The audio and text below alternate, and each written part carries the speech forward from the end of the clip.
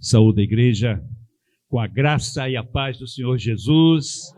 Bom dia, é muito bom ver vocês aqui. Estou muito feliz de revê-los e feliz por estar aqui junto com vocês, louvando ao nome do nosso Deus, engrandecer o nome do Altíssimo. Ele é merecedor de toda a honra, de toda a glória e de todo o louvor. Amém? Queridos, vamos abrir a palavra de Deus no Evangelho segundo Marcos, capítulo 10. Marcos, capítulo 10. A partir, queridos, do verso 17. Um texto conhecido. Amém? Marcos 10, 17. A partir do 17. Diz assim as Sagradas Escrituras: estando ele pelo caminho, veio ali alguém correndo e, ajoelhando-se diante dele, perguntou-lhe: bom mestre, o que farei para que eu possa herdar a vida eterna? E Jesus lhe disse: por que tu me chamas bom? Ninguém é bom a não ser um, que é Deus. Tu sabes os mandamentos: não cometerás adultério, não assassinarás, não furtarás, não dirás falso testemunho, não defraudarás, honra teu pai e a tua mãe. E ele respondeu dizendo: mestre, tudo isso eu tenho guardado desde a minha juventude. E Jesus, olhando para ele, o amou e lhe disse: uma coisa te falta. Uma coisa te falta. Vai pelo teu caminho, vende tudo quanto tens e dá aos pobres, e tu terás um tesouro no céu. E vem, toma a cruz e segue-me. Mas ele, entristecendo-se com o que foi dito, foi embora, afligido, pois ele tinha grandes posses. E Jesus, olhando ao redor, disse aos seus discípulos: quão dificilmente entrarão no reino de Deus os que têm riquezas. E os discípulos se admiraram dessas suas palavras, mas Jesus, tornando a falar, disse-lhes: filhos, quão difícil é para os que confiam nas riquezas entrar no reino de Deus. Somente até aí. Oremos.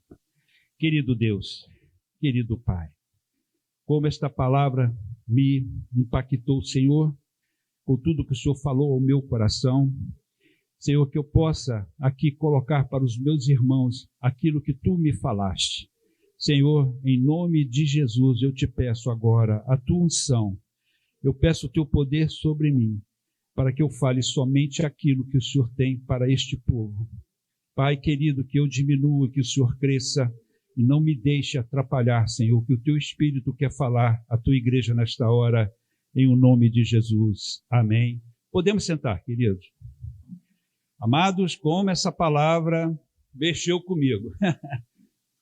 Como ela me impactou.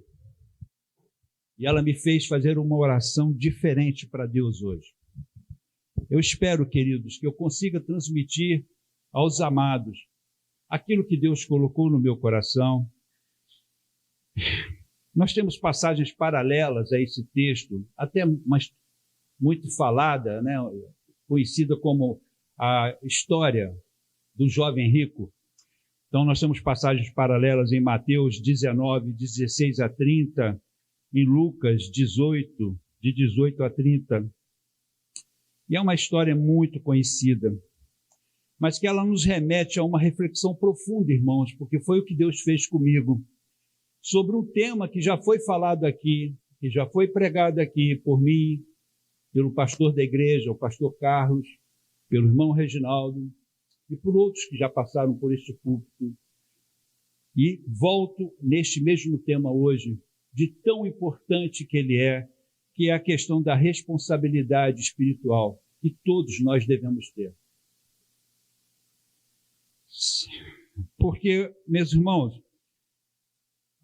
essa responsabilidade ela é tão vital para nós, porque nós estamos tratando de algo nada mais, nada menos do que a nossa própria salvação. nós estamos falando de vida eterna. O texto fala de vida eterna.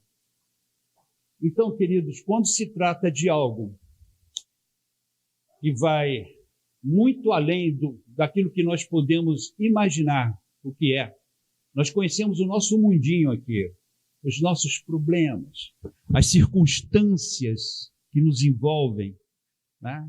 Nós conhecemos o nosso dia a dia, mas não sabemos nada da vida eterna. E a vida eterna nós precisamos entender que ela é algo tão real quanto a vida que nós temos aqui agora. Nós somos seres espirituais, irmãos. Estamos dentro dessa casca aqui, mas somos seres espirituais. A nossa essência, ela é espiritual. E a partir da concepção, queridos, acabou. Somos eternos. Desde o ventre da nossa mãe, quando fomos formados lá, a eternidade já estava decretada para todos nós. Então a eternidade vai acontecer em algum momento da nossa existência. Essa eternidade pode acontecer daqui a 1 minuto, para alguns de nós, como pode acontecer daqui a alguns meses, alguns anos, mas ela fatalmente virá. Não duvide, a eternidade virá. E aí? Eu sempre falo aqui, qual é a qualidade de eternidade que você escolheu para si? Ou, melhor dizendo, qual é a qualidade de eternidade pela qual você está lutando? Pela qual você está buscando? Porque existem 2 qualidades. Uma qualidade da eternidade no céu e uma qualidade da eternidade fora do céu. Ambas são reais e ambas acontecerão. E esse texto, irmãos, ele fala de uma forma muito profunda sobre isso. E é bom que a gente não despreze o que está sendo ensinado aqui pelo próprio Jesus. Qual é o conceito de vida, irmãos? O que nós entendemos como essa vida biológica, essa vida que nós vivemos aqui? Eu fui lá no dicionário buscar esse conceito. E ele vem do latim vita, que se refere à vida. É o estado de atividade incessante comum aos seres organizados. É o período em que decorre entre o nascimento e a morte. Por extensão, a vida é o tempo de existência ou funcionamento de alguma coisa, a chamada vida útil. A vida útil de um eletrodoméstico, a vida útil de um carro, a nossa vida útil. Agora, eu acho interessante que no conceito diz que é o estado de atividade incessante comum aos seres humanos. Então, o que caracteriza a vida? A nossa vida aqui, as nossas atividades, o nosso desempenho dentro delas e a quantidade de atividades que desempenhamos no decorrer dessa curta existência que nós temos. Mas vamos falar de vida eterna. A vida eterna com Deus, porque existe uma vida eterna sem Ele. E o texto, e alguns textos da palavra falam sobre isso. João 17,3 diz assim: e esta é a vida eterna, que eles te conheçam, o único Deus verdadeiro e Jesus Cristo, a quem enviaste. João está dizendo que a vida eterna é conhecer Deus e conhecer Jesus. Em Romanos, capítulo 14, 17, nós lemos assim: porque o reino de Deus não é comida, nem bebida, mas justiça, paz, alegria e alegria no Espírito Santo. Começa aqui, irmãos, quando a gente aceita Jesus. Essa justiça, essa alegria, essa paz inunda o nosso coração. Não importa o que está acontecendo ao nosso redor, o reino de Deus já começou em nós. Lá em 1 Coríntios 2,9 diz: mas como está escrito, o olho não viu, nem o ouvido ouviu, tampouco entraram no coração do homem as coisas que Deus preparou para aqueles que o amam. Não dá para imaginar, acabei de falar agora há pouco, como será essa vida eterna, porque a própria Bíblia diz que nós não temos parâmetros para isso. Nós nunca vimos algo igual nunca pensamos em algo assim. No nosso coração, nós não conseguimos formatar nada parecido. Seremos surpreendidos de tal maneira na eternidade, tanto para o bem quanto para o mal, queridos, porque o inferno também vai surpreender. O inferno também vai surpreender. O céu vai surpreender, muito mais até, mas o inferno vai surpreender.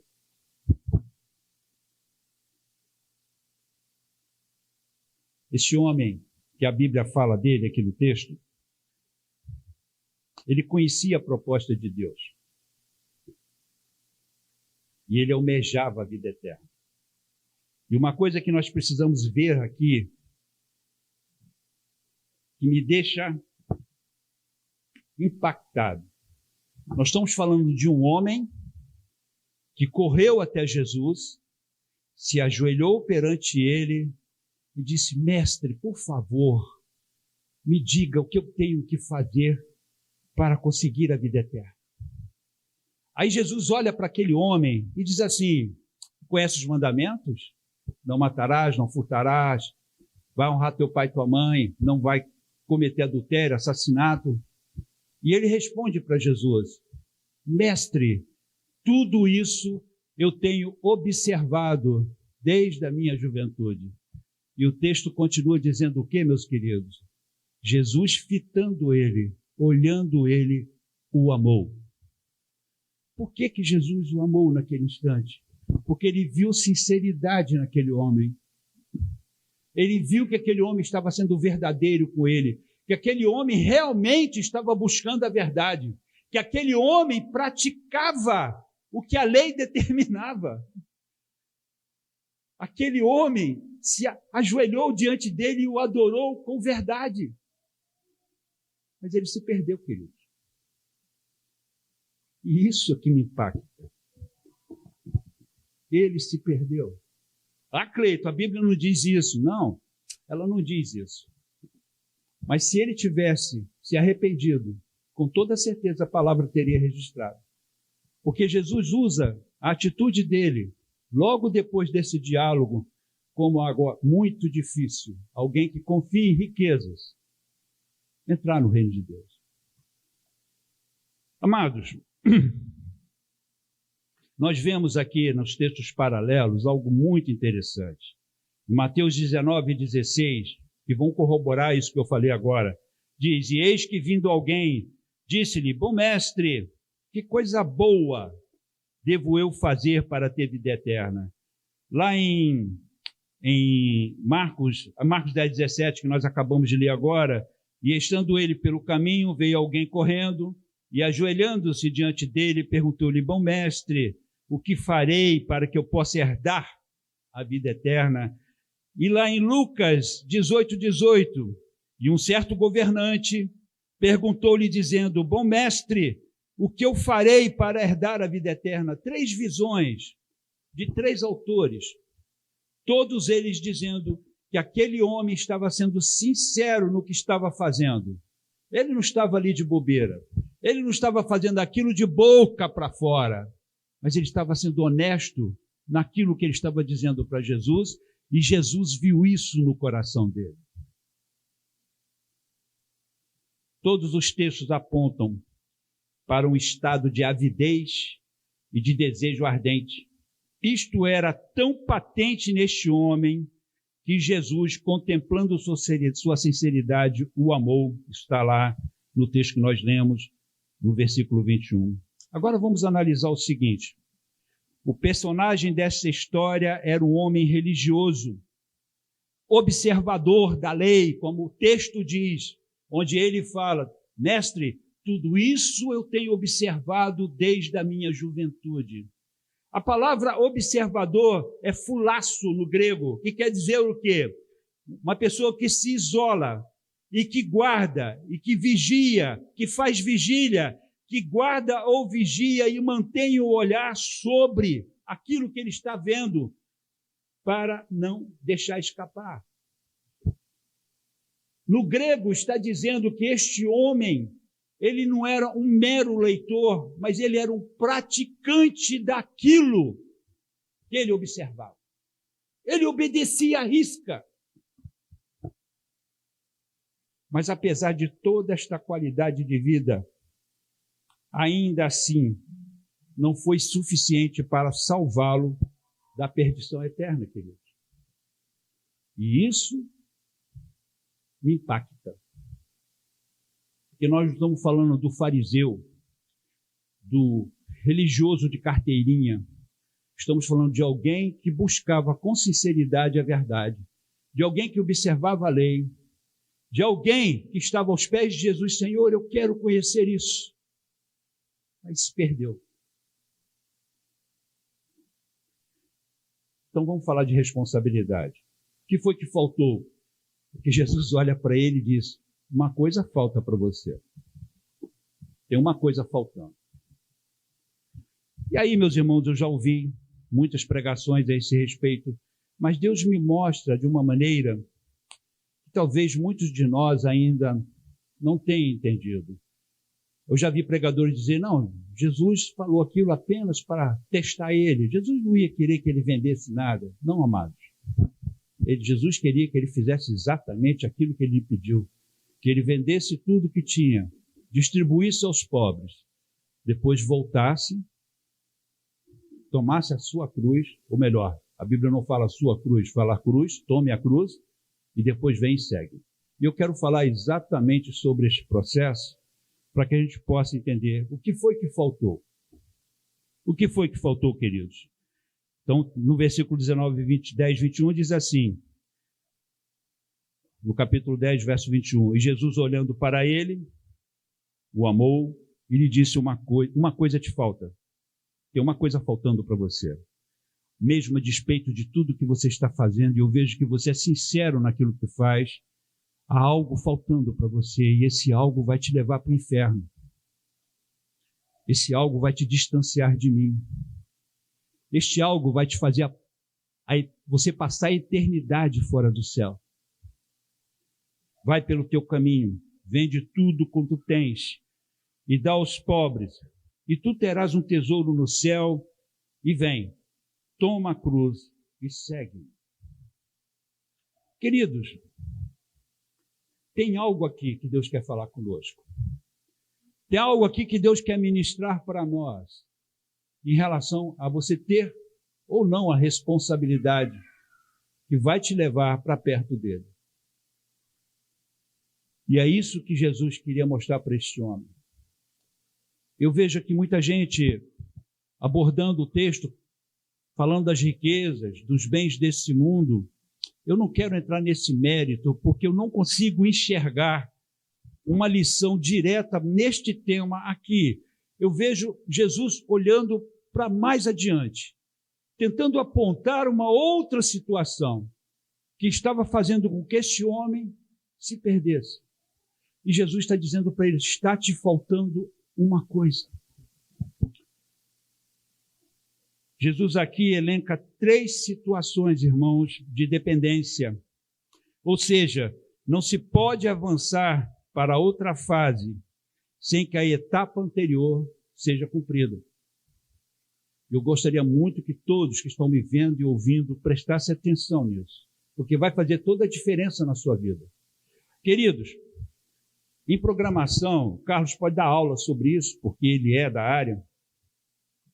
Você, quando vai construir um script, você tem linhas que você escreve.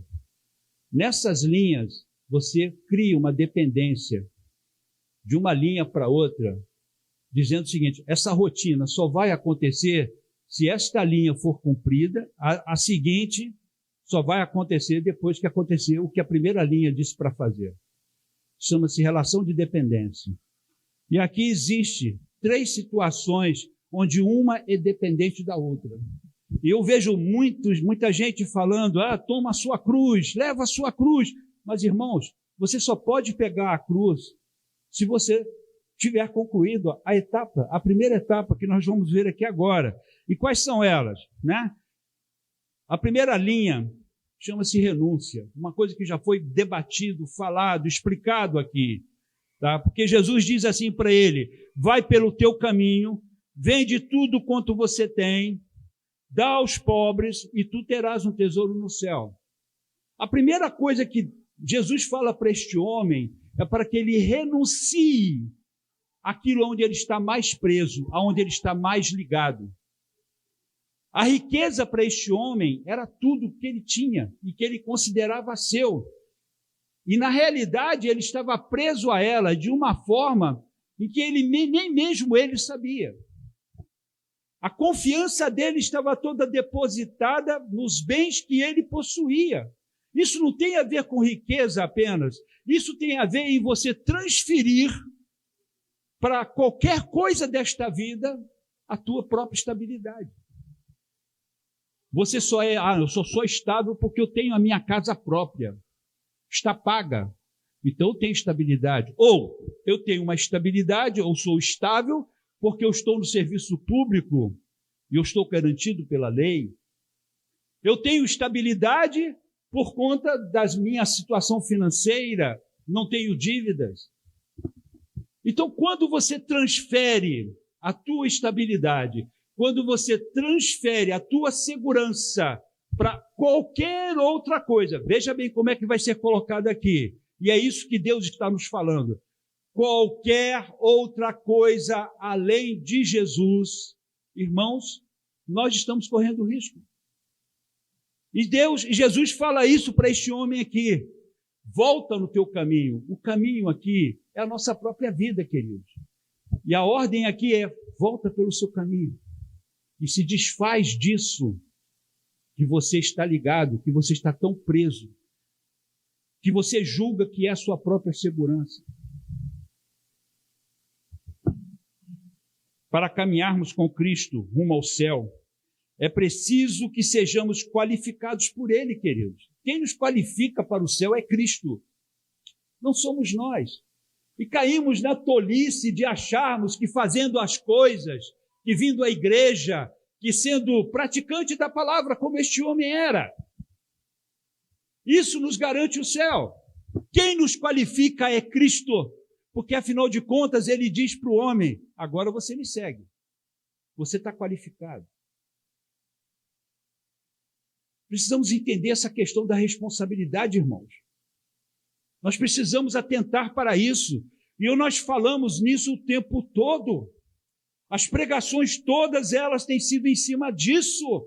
E nós não estamos prestando atenção. Não estamos olhando para aquilo que o Mestre está nos dizendo.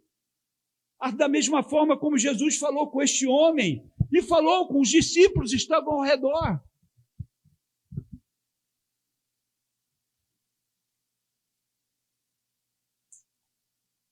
Vamos voltar de novo para o conceito de vida, da vida humana.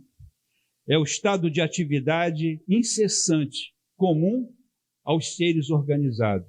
É o período em que decorre entre o nascimento e a morte. A nossa vida é caracterizada por muitas atividades, irmãos, que desempenham, né? Elas são inúmeras: trabalho, estudo, família, lazer, namoro, casamento. São exemplos de algumas destas atividades. E este é o caminho o qual Jesus se refere quando ele fala com aquele homem.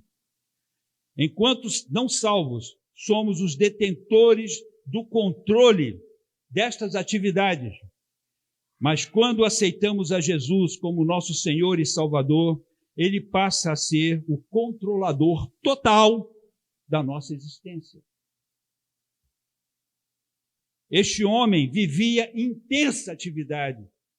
O seu status social lhe proporcionava ter tudo o que desejava, mas ele não podia saciar-se com o que possuía. E por esta razão não tinha paz, que somente a vida eterna pode nos proporcionar. E o seu dinheiro, a sua condição social, não podia comprar isso. E por esta razão ele foi até Jesus. Gente, a razão pela qual ele foi até os pés de Jesus e se ajoelhou ali, porque ele não tinha paz no coração dele. Ele fazia tudo certo, mas ele não tinha paz. E ele foi até Jesus e falou: mestre, me explica. Me diga, como é que eu faço para ter paz no meu coração? Eu quero a vida eterna para mim. Como é que eu posso me saciar do gozo do céu? Eu não consigo ter, é tantos problemas, dificuldades, lutas. Olha, é tanta situação acontecendo. E aí, queridos, volto para o conceito da vida. É o conjunto de atividades incessantes que duram do seu nascimento até a sua morte. Sabe quando vai terminar, meus irmãos? Todo esse conjunto de atividades incessantes, o conceito já diz, na nossa morte, quando morrermos. Até lá nós vamos ter problemas, e muitos. Vamos ter dificuldades, e muitas. Vamos ter muitas lutas. O desânimo vai bater na nossa porta. Pessoas vão chegar na nossa face e vão nos afrontar por conta de Cristo. Tudo isso vai acontecer, queridos. Isso não vai acabar. Isso não vai terminar. O que vai ser o fiel da tua balança, o que vai ser o teu diferencial, o meu diferencial, é a qualidade da responsabilidade que eu tenho em relação a Deus. Isso vai fazer diferença. Como é que você está levando isso? Como é que você está administrando essa tua responsabilidade com Deus? A responsabilidade sobre a sua salvação, que foi um dom de Deus para você, para mim, um presente que Deus nos deu. Como é que nós administramos essa salvação? Como é que nós vivemos esse curto período da vida? Passa tão rápido, irmãos. Passa tão rápido.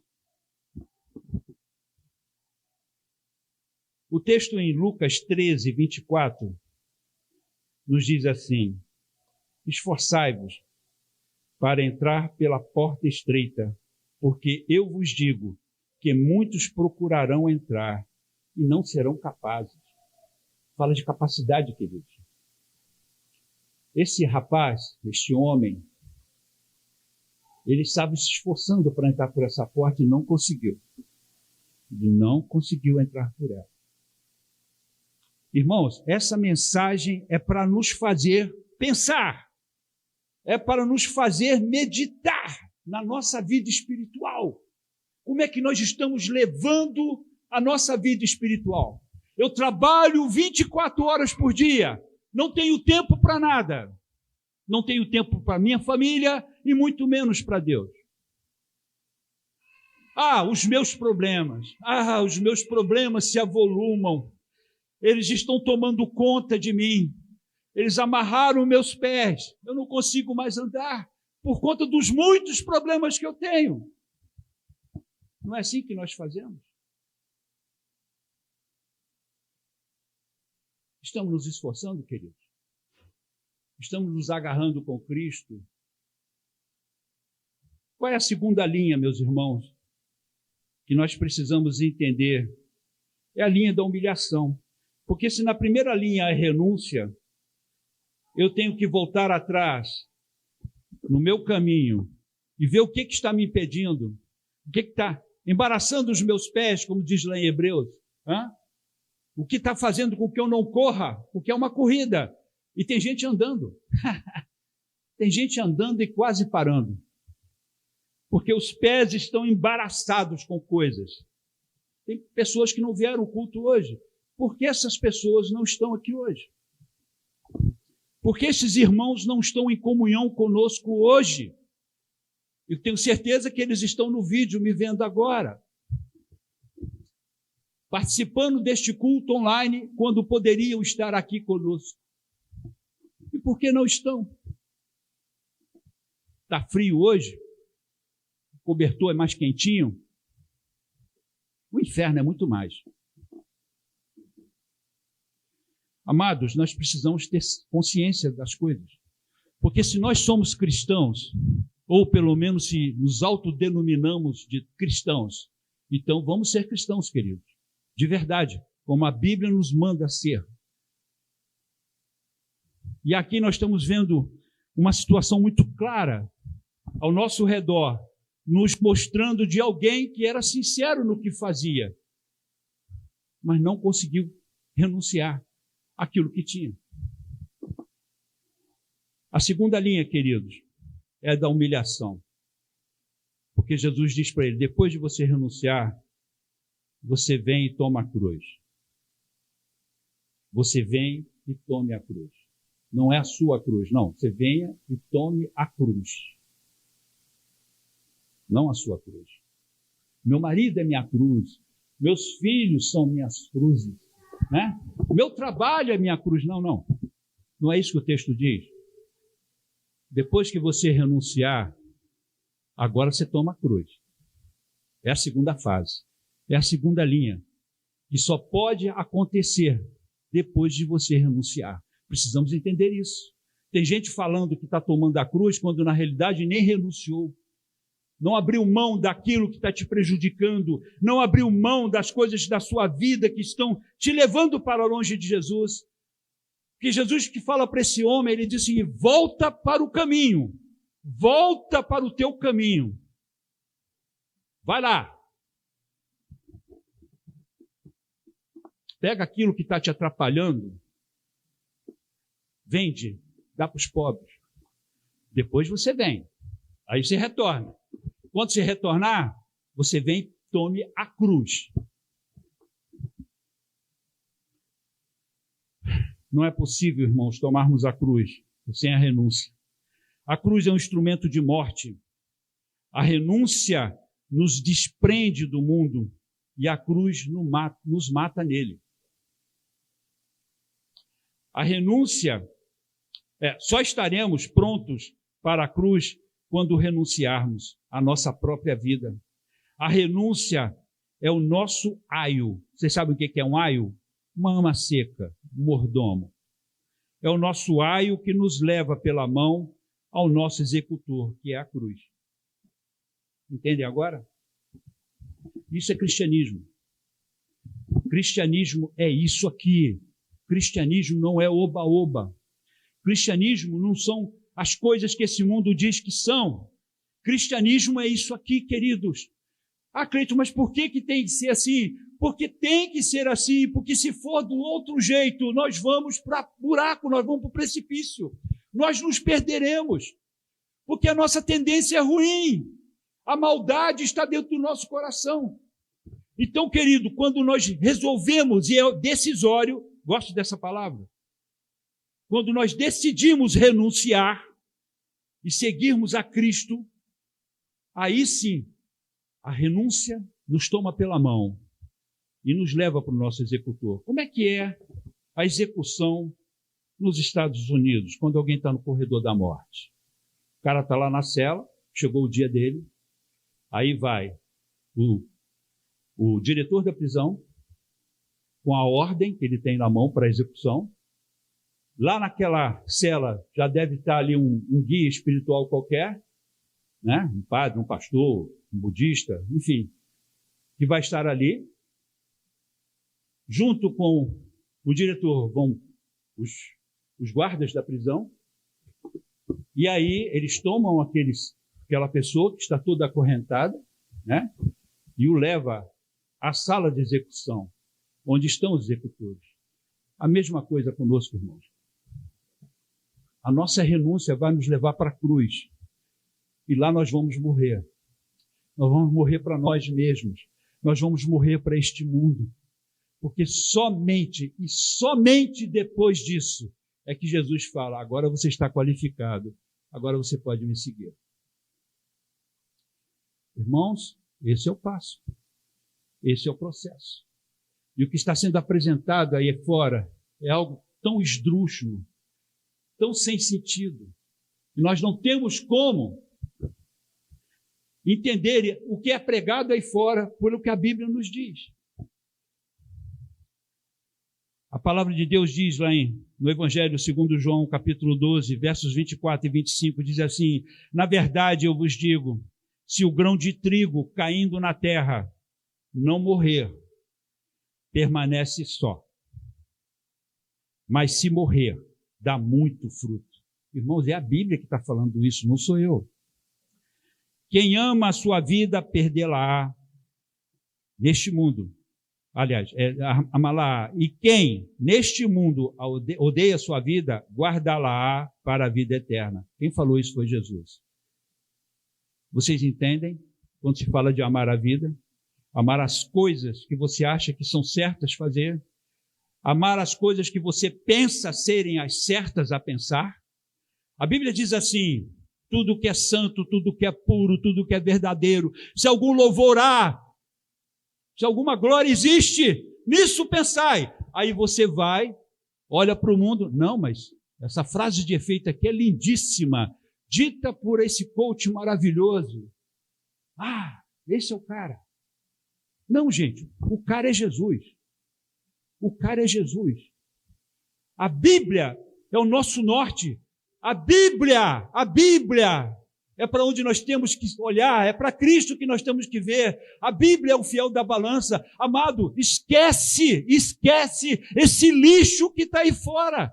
O que o YouTube diz, o que os vídeos malditos falam, é a palavra de Deus que vale, é ela que prevalece e é ela que vai te levar para o céu. Essa que é a verdade, queridos. A terceira linha é a qualificação. Eu falei agora há pouco. Segue-me. Agora você está apto. Agora você pode me seguir. Agora você tem condições de me seguir. Agora você pode pisar nas minhas pisadas. Agora estamos prontos. Agora estamos qualificados por Cristo para segui-lo. É importante ressaltar aqui que quem nos qualifica é Cristo, porque é Ele quem nos manda segui-lo. É Ele, não sou eu que decido. Jesus, eu vou te seguir. Quantos falaram isso para Jesus? Senhor, te seguirei até onde o Senhor for. Jesus, conta comigo. Aí Jesus diz para ele assim, beleza, vamos lá, vamos agora. Não, agora não dá, Jesus. Agora não dá porque eu tenho algumas situações que eu preciso resolver. Não é assim que nós fazemos, amados? Em Lucas 9:23, e dizia a todos eles, se algum homem quiser vir após mim, negue-se a si mesmo. Irmãos, é o mesmo discurso em toda a Bíblia. É o mesmo discurso. Por que que a gente muda isso? Por que que nós insistimos no erro? Porque nós ainda olhamos para as coisas que não são bíblicas. Porque pensamos os pensamentos deste mundo. Porque andamos nos caminhos deste mundo. Está claro aqui para mim, é muito claro. E dizia a todos eles, se algum homem quiser vir após mim, negue-se a si mesmo. E diariamente, não é de semana por semana, não é mês a mês, é diariamente, tome a sua cruz e siga-me. Lucas 9:23. Palavras de Jesus. O jovem rico não se qualificou. Jesus amou ele, gente. Jesus o amou. Jesus viu sinceridade nele. Jesus viu nele um cara que praticava a lei. Jesus viu nele a avidez pelo desejo da vida eterna. Jesus viu tudo isso nele, mas ele se perdeu. Por quê? Porque faltou uma coisa. E Jesus disse para ele, está te faltando algo. E foi isso que Deus falou para mim.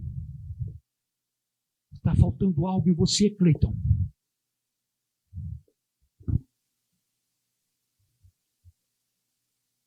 Marcos 10:22. Mas ele, entristecendo-se com o que foi dito, foi embora, afligido, a consciência estava ardendo. É assim que acontece, irmãos. A gente sabe que nós estamos errados. Nós não somos enganados. Não somos enganados, a nossa consciência arde. Ela diz, olha, você está errado. Você fez a coisa mais errada que você podia fazer na tua vida. Pois ele tinha grandes posses. Mas isso foi mais forte do que o grito da consciência dele. Ele estava afligido, mas perder suas posses perder aquela situação na minha vida que eu acalento tanto. E não importa, irmão, se é trabalho, se é estudo, se é marido, se é esposa, se é filho, porque a palavra de Deus é clara contra isso.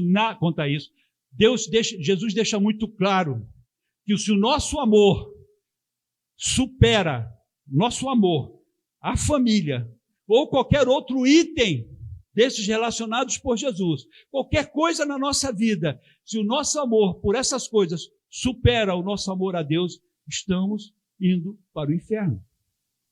Entendem agora? Isso é responsabilidade, queridos. Isso é responsabilidade. Quando entramos no nosso trabalho, quando chegamos no nosso emprego, nós assinamos um contrato de trabalho.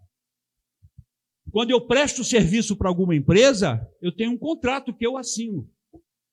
E eu digo, eu vou cumprir o que está sendo acordado entre as partes.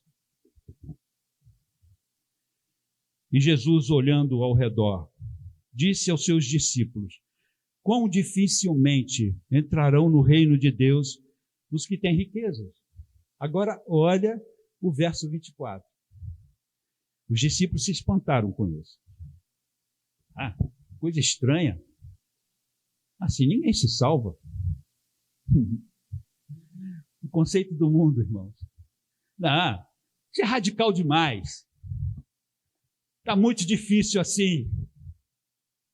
Aí Jesus olha para eles, como está olhando para cada um de nós, e diz exatamente isso aqui: filhos, quão difícil é para os que confiam nas riquezas. Quão difícil é para aquelas pessoas que confiam nas riquezas, ou confiam em qualquer outra coisa que supere o seu amor a Deus. A sua segurança tem que estar em Cristo Jesus. O seu olhar tem que ser para Ele. É o teu primeiro amor. E quando você tira o teu olhar de Cristo e olha para qualquer outra coisa, irmãos, é muito difícil falar o que eu vou falar aqui agora, mas tem pessoas que cultuam o seu corpo. Seu corpo vai envelhecer. Você vai morrer. Você pode pegar uma doença que pode te deformar. O seu trabalho, você pode ficar sem ação um dia e não conseguir mais trabalhar. O seu namorado, a sua namorada, um dia pode te deixar. Mas Jesus não, querido. Jesus não. Ele nunca vai te deixar. Amados, os discípulos se admiraram dessas suas palavras, mas Jesus, tornando a falar, disse: filhos, quão difícil é para os que confiam nas riquezas, ou em qualquer uma dessas coisas, entrar no reino de Deus. É Jesus que está falando. Não deixe, não permita que os problemas amarrem seus pés. Não permita que seu trabalho tire o teu tempo com Deus. Não permita que a tua família atrapalhe você na sua caminhada. Não permita, porque é assim que os nossos irmãos que vivem em países com restrição religiosa fazem. Eles não permitem que nada atrapalhe eles na sua jornada com Cristo. Vão presos, são martirizados, eles são mortos, mas eles não desistem. E tem gente desistindo por bobeira. Tem gente trocando o domingo para fazer qualquer outra atividade. Tem gente que prefere ficar em casa olhando o culto pela televisão, porque, desculpa, acho difícil você participar deitado numa cama e debaixo de um cobertor.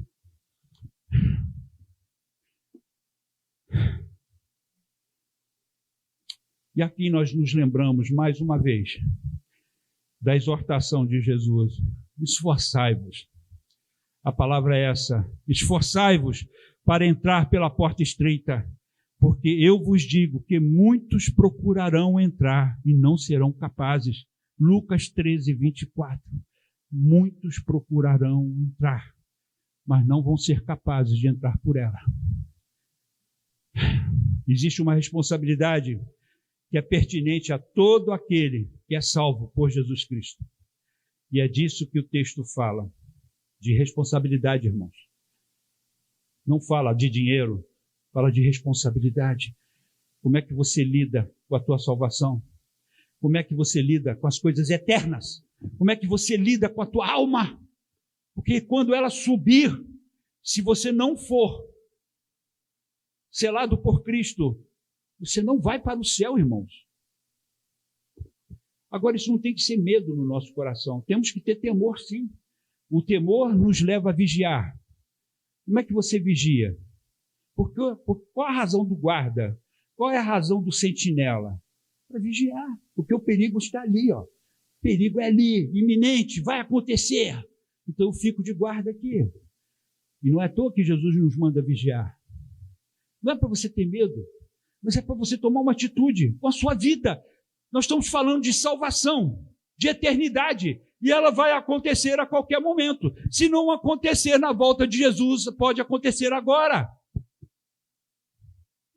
Lembremos de que a nossa essência, ela é eterna, a partir da concepção. Como é que estamos lidando com esse fato, irmãos? O texto sagrado nos revela que o jovem rico, ou o homem rico, ficou triste e foi embora. Decidiu afastar-se de Jesus e perdeu-se eternamente. Ele tomou a decisão de se afastar, irmãos. Ele tomou a decisão de ir embora. Aí você fala assim, mas eu nunca vou fazer isso. Não. Muitos estão fazendo isso nesse exato momento. Muitos estão trocando Jesus nesse exato momento. Nesse exato momento, queridos. Nesse exato momento. Vou finalizar com uma história, um fato real que aconteceu, que me chocou muito e chocou o mundo inteiro. No dia 1º de junho de 2009, uma aeronave do modelo Airbus A330, fazendo o seu trajeto Rio de Janeiro, Paris, ficou em queda livre por 4 minutos, durante uma tempestade no meio do Oceano Atlântico, matando as 228 pessoas a bordo. Durante 2 anos, irmãos, 2 anos. A pergunta era a seguinte: como uma aeronave de última geração, com sistemas redundantes, ou seja, se um sistema dá problema, o outro assume, e se esse dá problema, ainda tem um terceiro que assume. Uma nave como essa, que voa sozinha. E a pergunta que faziam os técnicos, todo mundo atônito, como isso aconteceu? Como esse avião caiu? 2 anos fazendo essa pergunta, não se tinha resposta. As buscas estavam acontecendo, elas não pararam. 2 anos depois, exatamente no dia 1º de maio de 2011, num domingo, acharam uma caixa preta, ela tem 2, né? Acharam uma caixa preta desse voo. E, por sorte, era a caixa preta da voz dos pilotos ali no cockpit, na cabine. E aí todo mundo entendeu o que foi que aconteceu. Irmãos, eram 3 pilotos.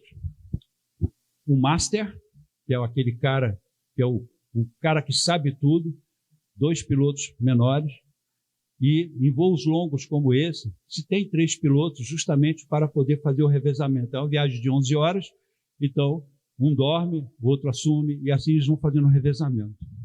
Lá no cockpit, naquele momento, tinham 2 pilotos, todos 2 experientes também, não tanto quanto o master, mas experientes. O avião estava no piloto automático. E o que aconteceu ali? Aconteceu que tinha uma tempestade se aproximando. Uma grande tempestade. Um dos pilotos estava preocupado com essa tempestade, porque ele tinha sido alertado sobre ela. E por diversas vezes ele fala com o piloto do lado esquerdo, que é o comandante da hora, do momento, então é ele que manda, e diz para ele: olha só, tem uma tempestade acontecendo. Aí ele disse: não tem problema. Naquele momento ele estava ouvindo ópera. E pouco tempo depois ele começa a discutir sobre o preço do aumento do preço da gasolina lá na França. E o piloto que está do lado dele disse: tem uma tempestade, está chegando. E esse piloto: não, mas A gasolina está muito alta. Passou os fones de ouvido para ele ouvir ópera. Ele falou, não quero ouvir ópera agora. Tem uma tempestade ali, ó. Você está vendo? Ali, ó. Mas ele não fez nada. O avião entrou na tempestade. Aquela tempestade congelou todos os sensores dos instrumentos do avião. E eles ficaram às cegas, eles não sabiam mais. E quando você está dentro de um ambiente fechado, tudo escuro, sem referência, você não percebe que você está subindo ou caindo. E eles estavam caindo, irmãos. Eles estavam caindo.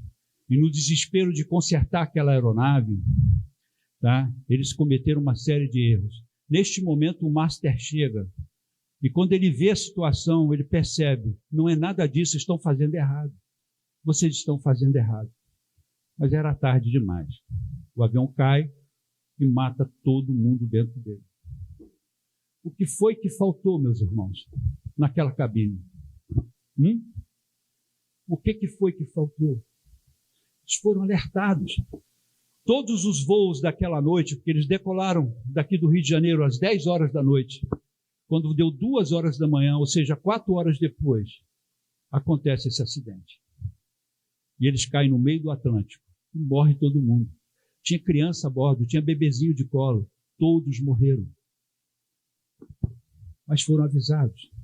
E todas as aeronaves que faziam uma rota semelhante, todas elas se desviavam daquela tempestade. Nenhuma arriscou entrar dentro dela. Queridos, por que eu estou contando essa história? Porque eu, Carlos, irmão Reginaldo e vários outros pastores estamos falando aqui de púlpito, dizendo, tem uma tempestade se aproximando.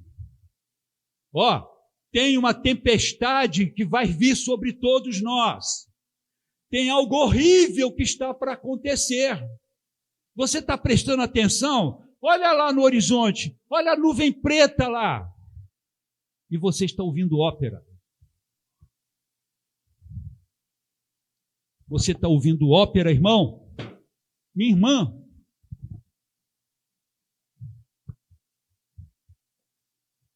A mensagem de hoje é um alerta para todos nós. Estamos discutindo banalidades, falando de coisas que não vão trazer edificação para ninguém, preocupado com outras situações, e a tempestade está ali. E nós estamos aqui de púlpito anunciando, tomem cuidado. Cuidem do seu bem mais precioso, que não é o seu carro, não é a sua casa, não é o seu trabalho, é a sua salvação. Cuide bem dela, porque quando a tempestade chegar, você tem que estar seguro com Cristo. Entendem? Eu não vou poder socorrer você, o Carlos também não, porque eu vou estar preocupado comigo. E o Carlos preocupado com ele. Irmão Reginaldo, idem. Então você tem que se segurar com Cristo agora e fazer dele o seu melhor amigo, a pessoa mais importante da sua existência. Esta é a mensagem que Deus deu para mim, queridos. Esta foi a palavra que Deus colocou no meu coração. Ele avisou aquele camarada que estava de joelhos nos pés dele. Está te faltando uma coisa, cara. Está te faltando uma coisa. Volta no teu caminho e resolve essa pendenga. Se desfaz disso que está te atrapalhando. Depois você vem e toma a cruz e se humilha. Porque cruz é humilhação. Humilhação, irmão. Humilhação. Crente tem vida de humilhação, não de exaltação. Esquece, se você veio para o cristianismo, veio para Jesus buscando exaltação, está no lugar errado. Esse lugar é de humilhação. Esse lugar é de você estar com o coração compungido, como foi dito aqui hoje, na escola bíblica. É o local onde você vai estar em prantos diante de Deus e falando, Senhor, tem misericórdia de mim, miserável pecador. Toma conta de mim agora. Isto é você estar aos pés de Cristo. Humilhação. 24 horas por dia de humilhado. Teu irmão é melhor do que você, o outro lá é melhor ainda, muito mais. É assim que funciona. E a Bíblia sempre tem que ser a sua bússola. Os pilotos estavam sem instrumentos, irmãos. Eles não tinham nada que ajudasse eles e dissesse: vocês estão caindo. Vocês estão caindo. Se você não lê sua Bíblia, como é que você vai saber como é que você está? Quando eu li esse texto, Deus começou a falar sério comigo. Está te faltando um negócio, cara. Está faltando algo contigo. Mas porque eu li. Porque eu li. Vamos ficar de pé.